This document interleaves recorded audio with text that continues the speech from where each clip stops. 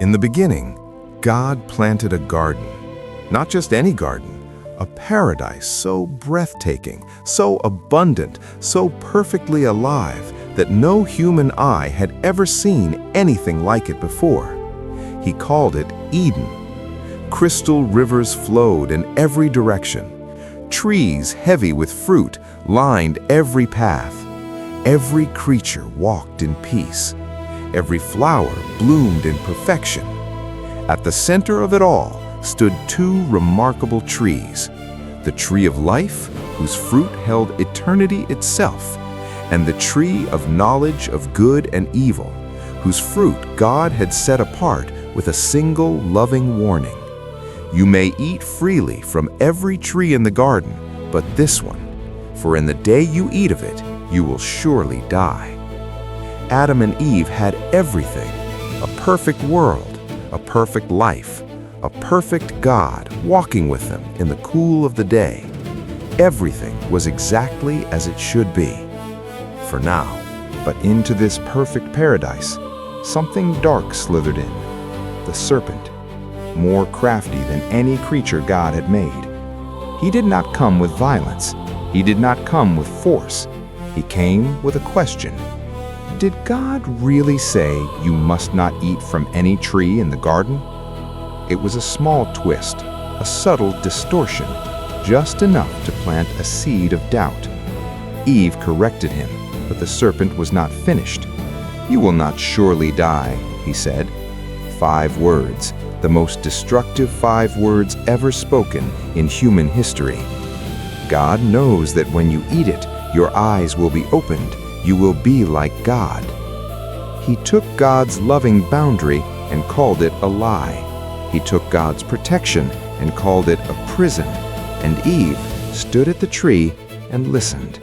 The most important decision in human history was seconds away.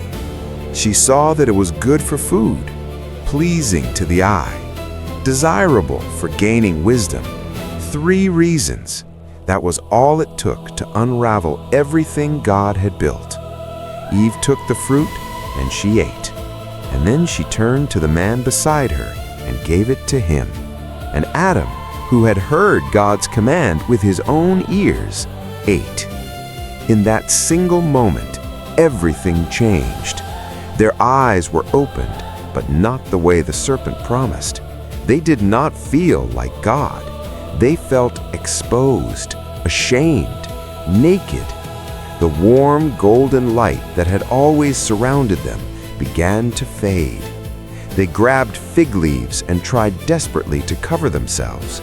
And then they heard it, the sound of God walking in the garden in the cool of the evening.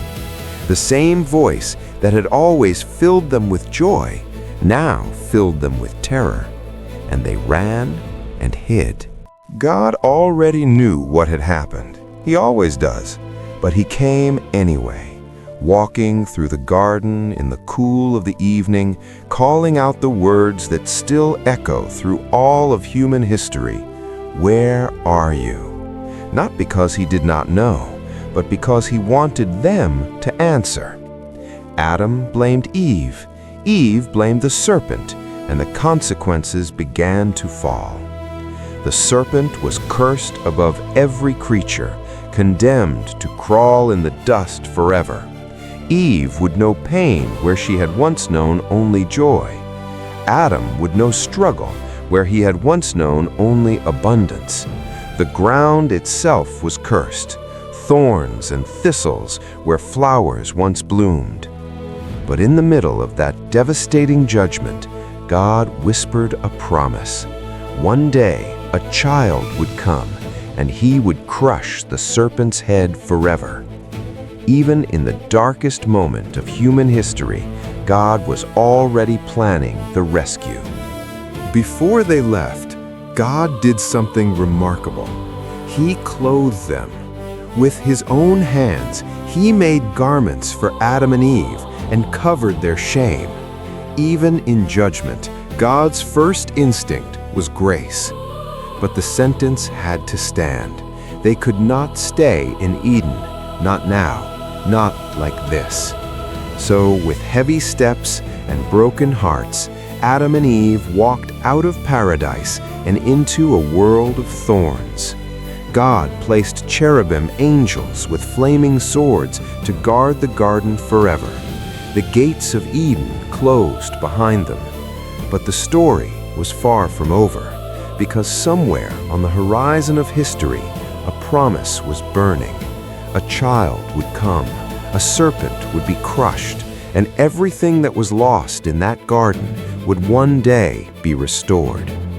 If this story moved your heart, hit subscribe right now and join us for the next incredible chapter of the greatest story